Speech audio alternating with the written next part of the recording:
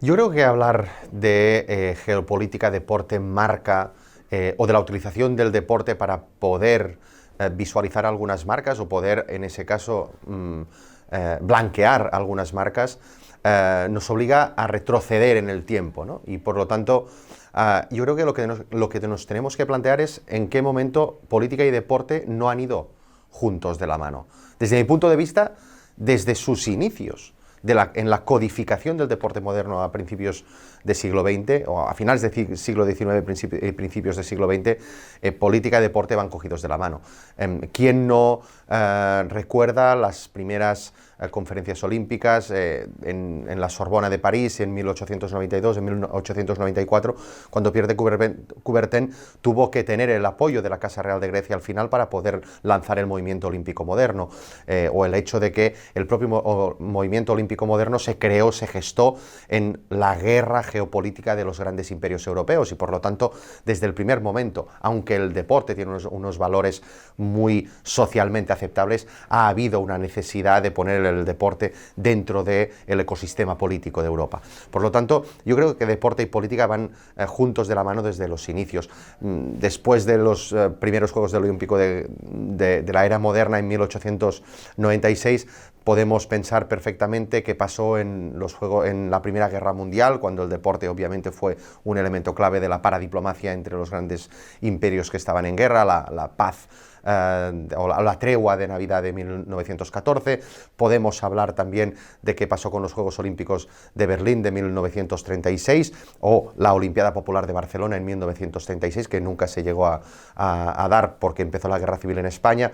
Podemos irnos ya en un caso paradigmático de gestión de marca país, como es el Mundial de Fútbol de Argentina de 1978, donde claramente el gobierno Videla utilizó en aquellos momentos la FIFA y el deporte, en ese caso el fútbol, para poder presentar al mundo un mundo occidental que en el marco de la Guerra Fría podía aceptar ese tipo de regímenes dictatoriales en América Latina, podía presentar las grandezas del país. En 1978 podemos hablar de los grandes boicots de la Guerra Fría en el ámbito olímpico en 1980-1984, Moscú-Los Ángeles, y podemos ir a Barcelona. Para mí los Juegos Olímpicos de Barcelona son los paradigmáticos para entender en el momento actual, en la era contemporánea, para poder entender ese maridaje perfecto entre política, deporte y marca ciudad. Y en ese caso, ¿por qué los Juegos Olímpicos de Barcelona fueron en su momento los grandes Juegos Olímpicos o el benchmark por las cuales después de los Juegos del 92 en Barcelona todo el mundo quería asemejarse a esos Juegos Olímpicos? Porque obviamente la ciudad de Barcelona utilizó los Juegos Olímpicos para poder reestructurar su trama urbana, utilizó los Juegos Olímpicos para poder cambiar su marca ciudad y para poder posicionarse en el gran mercado internacional de intangibles, en el gran mercado internacional de, en ese caso, turistas, de talento, de inversiones, pero también los Juegos Olímpicos de Barcelona fueron los primeros grandes Juegos Olímpicos profesionalizados en su totalidad de la era contemporánea, igual que claramente aquí los Juegos Olímpicos de Barcelona nos permitieron ver la unión perfecta entre las diferentes administraciones públicas gobernadas por partidos diferentes que remaron todas juntas para tener un objetivo común que era tener unos Juegos Olímpicos exitosos. Eso no implica que también la propia geopolítica y la propia dinámica política de España llevó a los Juegos Olímpicos de Barcelona de ser un espacio donde hubo grandes reivindicaciones, en ese caso independentistas, de los primeros grupos independentistas que salieron a la luz y que utilizaron los Juegos Olímpicos para plantear ese debate territorial en España, ¿no? A partir de ahí, obviamente, ya podemos ver qué ha ido pasando en la actualidad, y en la actualidad sí que la relación entre marca, país, deporte y geopolítica es muy evidente. Desde la llegada de Qatar, desde 1995, en el mundo del deporte y sus grandes inversiones para poder transformar una economía de hidrocarburos en una economía del conocimiento, y el deporte como clave y esencia de esa transformación, que le llevó obviamente a invertir en el Barcelona como sponsor, le llevó a comprar el Paris Saint-Germain, le llevó a invertir claramente en el Mundial de Qatar, e incluso obviamente también el hecho de que en el caso de Qatar se hizo público a partir de los papeles de Sunday Times que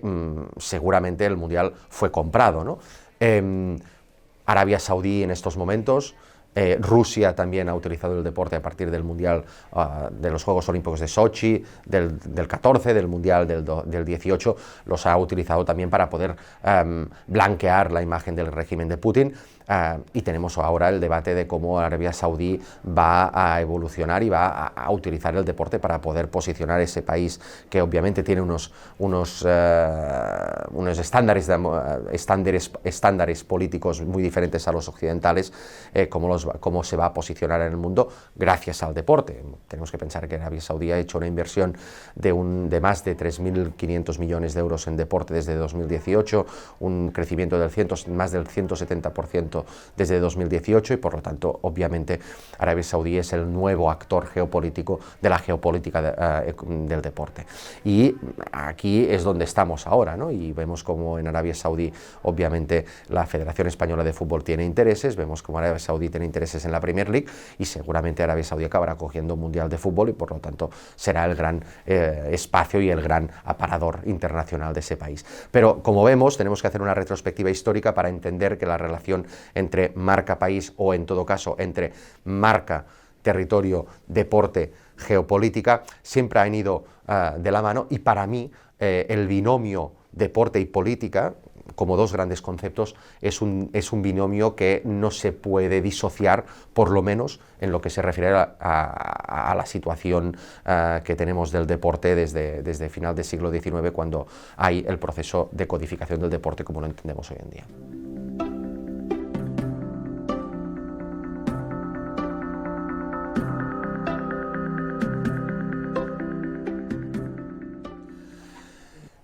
La transformación de los clubes de fútbol en multinacionales del entretenimiento es un proceso lógico en el marco de una economía capitalista, y es un proceso que se da desde final del siglo XX, es decir, desde aproximadamente 1999, cuando el Manchester United, con las figuras de Peter Kenyon y Peter Draper, hace un proceso de transformación empresarial que le lleva a posicionar su marca a nivel internacional y a poder entender el club también como una fábrica de gestión de experiencias y de exportación de esas experiencias gracias al nuevo entorno digital. Y por lo tanto es el Manchester United quien acaba marcando una manera de comportarse de los clubes de fútbol en el actual entorno competitivo, donde la maximización del beneficio es tan importante como la maximización del rendimiento deportivo. En ese sentido, yo creo que el ejemplo del Manchester United nos deja cuatro grandes elementos, cuatro grandes plataformas para poder entender por qué los clubes a partir de 1999, los años 2000, se transformaron en multinacionales del entretenimiento, y de hecho ahora es el Real Madrid, el Barcelona, el Manchester City, el Bayern de Múnich, clubes que obviamente hacen honor a esa tipología. En primer lugar, vemos la necesidad de entender los clubes como grandes plataformas para nuevos sponsors y para poder hacer gestión del co-branding, ¿no? Y por lo tanto, hoy en día los clubes desde aquel momento han pensado en un pool de sponsorización que realmente les haya permitido la expansión internacional de las marcas y la gestión, obviamente, de unas estrategias de co-branding que han generado engagement tanto para la marca como para los fans. A partir de aquí también tenemos que entender esos clubes de fútbol como grandes organizaciones deportivas que, para poder crecer, lo que han hecho es hacer relación con otras organizaciones deportivas en otros mercados que les han permitido crecer en volumen de negocio, y por lo tanto no estamos hablando ahora de relación de co-branding con nuevos sponsors, sino que estamos hablando, por ejemplo, de la relación que tienen los clubes de fútbol con otras organizaciones. El Manchester United fue pionero, por ejemplo, en establecer relaciones de colaboración con grandes franquicias del deporte norteamericano. Pero obviamente aquí nos encontramos con las grandes giras de pretemporada que ahora estamos acostumbrados de ver del Barcelona, el Real Madrid y esos grandes clubes europeos en grandes mercados emergentes, donde esas giras de pretemporada no tienen una función concreta de preparación, que es secundaria ante una función mucho más comercial. En tercer lugar tenemos, y esto yo creo que es un cambio trascendental y para mí es el cambio más importante de todos, que es la transformación de esos clubes en fábricas de contenidos, y por lo tanto esos clubes se han convertido en fábricas de contenidos donde obviamente han empezado a producir entretenimiento. La transformación digital nos ha llevado a pensar que el club es un productor de entretenimiento, y obviamente si ahora analizamos la comunicación de esos clubes, el 90% de los productos comunicativos que hacen son de entretenimiento y el 10% informativos. Eso con datos reales de algunos clubes que hemos monitorizado en nuestras investigaciones. ¿Y por qué entretenimiento? Porque obviamente el fútbol es algo pasional, es algo que tiene una dimensión simbólica y es algo que la gente utiliza para poder entretenerse. No es algo trascendental en nuestras vidas, aunque para nosotros pueda ser crucial saber si el Real Madrid va a ganar la Champions o el Barcelona está en una situación de quiebra. Pero, aunque sea para nosotros emocionalmente trascendental, no es algo trascendental de verdad. Por lo tanto, al final no deja de ser entretenimiento y forma parte de nuestros pasatiempos. Los clubes como multinacionales del entretenimiento implican necesariamente entender el club como una gran fábrica de contenidos de entretenimiento al margen de la comunicación corporativa e institucional, que no llega a ser el 10%. Y finalmente, esos clubes consiguieron una internacionalización brutal de sus marcas gracias a los a los proyectos de responsabilidad social corporativa. Aquí me refiero, por ejemplo, al proyecto que Barcelona y UNICEF tuvieron entre 2006 y 2010, donde el Barcelona, con una política de sponsorización inversa con UNICEF, pudo posicionarse a nivel internacional y sobre todo pudo hacer un rebranding absoluto del club con la institucionalización de un eslogan que no era no solo más que un club, que es un eslogan de 1968, sino también más que un club en el mundo, gracias a los nuevos valores que otorgaba el co-branding con UNICEF. Estos son los 4 grandes procesos que se han detectado, que se han analizado, que se han visto, que explican ese proceso de transformación del fútbol de un deporte a un gran entretenimiento. A partir de ahí podríamos entrar mucho más al detalle de en qué entorno se producen esos procesos, y nosotros podríamos considerar que obviamente hoy vivimos en un entorno disneyizado, es decir, la sociedad disneyizada es aquella sociedad que podríamos, digamos, catalogar a partir de 8 grandes conceptos, que son: por un lado, una sociedad donde existen procesos de tematización permanente de espacios que podrían ser muy similares, pero la tematización como elemento de distinción, el merchandising como gran referente de la gestión de ingresos por parte de una organización, el trabajo el performative labor, que diríamos en inglés, como ese trabajo emocional que nos permite empatizar con el cliente y por lo tanto generar un engagement emocional con el cliente, porque realmente hay esa relación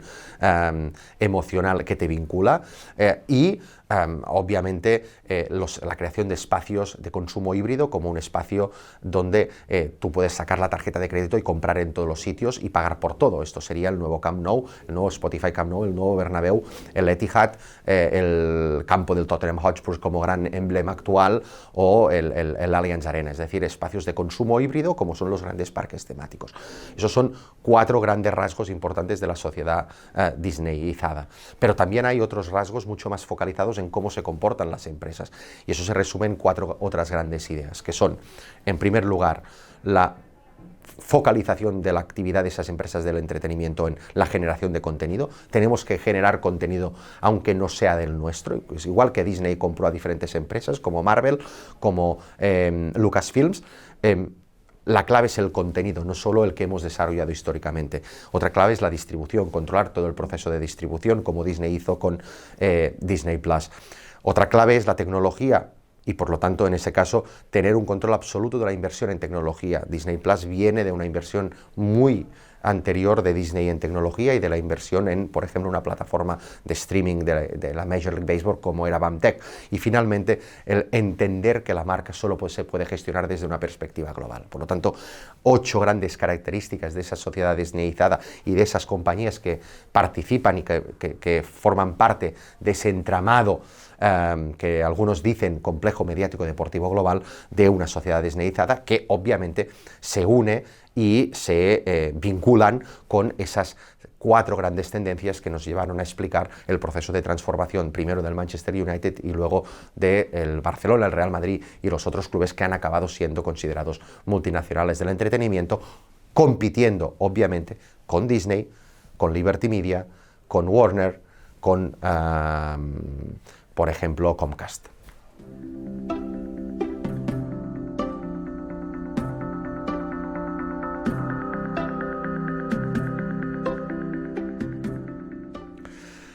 La marca Barça es un fenómeno muy complejo, como nosotros radiografiamos en el libro editado en 2024, Fútbol Club Barcelona, History, Politics and Identity. El club obviamente tiene una marca que ha evolucionado con el tiempo, desde sus orígenes con sus valores iniciales de principios del siglo XX, que eran el de universalidad, democracia, catalanismo y multideporte, que estaban arraigados y que estaban vinculados con la sociedad burguesa catalana del momento, que pretendía generar un movimiento nacionalista catalán que pudiese contrarrestar el centralismo de Madrid,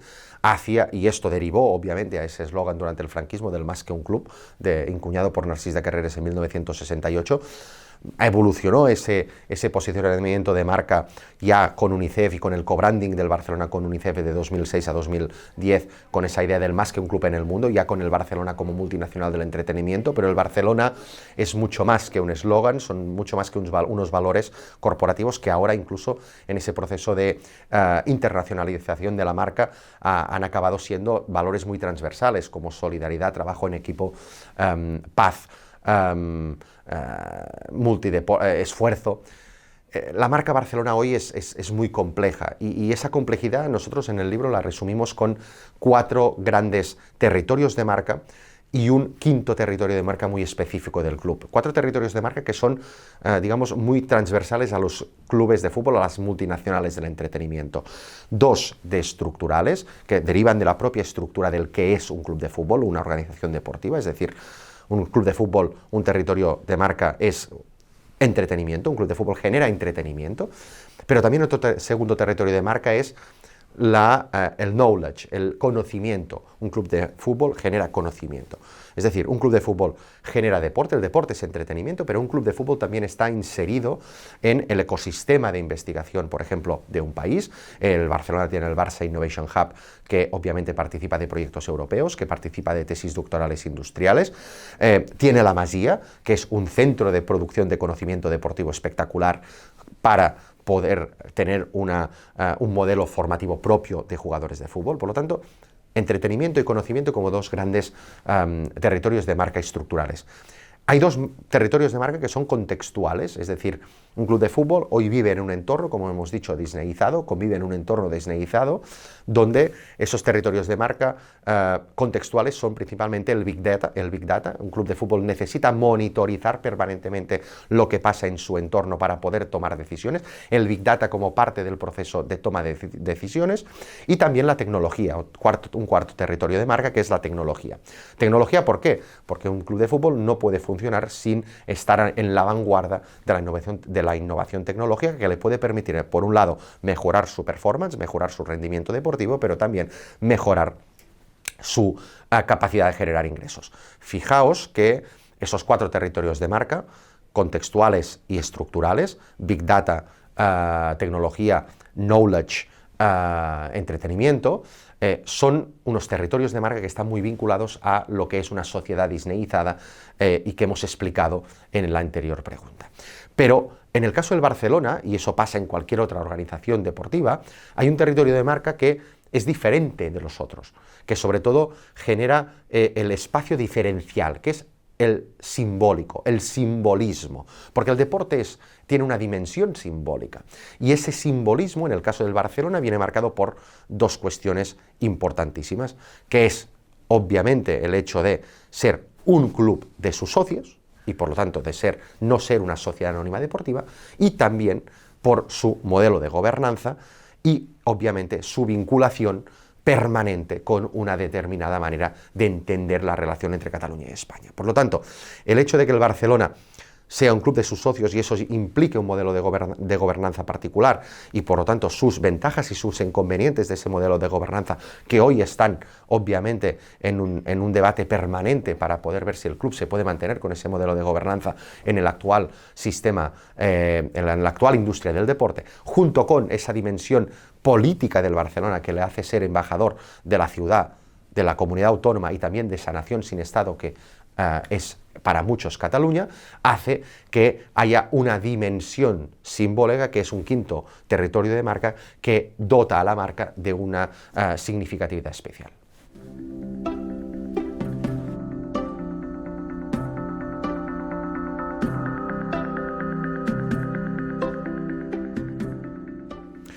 Como hemos dicho, en cualquier club de fútbol hoy en día hay 4 grandes territorios de marca que se reproducen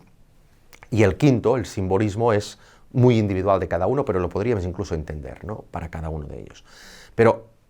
hay 2 territorios de marca contextuales, que son el Big Data y la tecnología, que son esenciales para entender